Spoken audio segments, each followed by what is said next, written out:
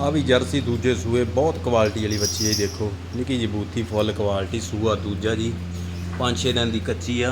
ਥਣ ਬਹੁਤ ਚੰਗੇ ਲੱਗੇ। ਨਾੜਾਂ ਨੂੜਾਂ ਵੇਖੋ ਲੇਵੇ ਤੇ ਕਿੰਨੀਆਂ ਲੱਗੀਆਂ, ਦੁੱਧ ਵਾਲੀਆਂ। ਸੂਆ ਦੂਜਾ ਜੀ, ਕੱਦ ਕੁੱਦ ਬਹੁਤ ਸੋਹਣਾ, ਵਜਨ ਵਾਲੀ ਬੱਚੀ ਆ।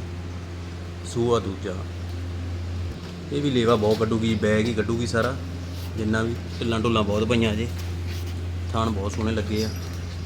ਦੂਜਾ ਸੂਆ ਜੀ, ਲੇਵਾ ਸਾਰਾ ਬੈਗ ਹੀ ਕੱਢੂਗੀ ਅੱਗੇ ਤੋਂ ਲੈ ਕੇ ਪਿੱਛੇ ਤੱਕ।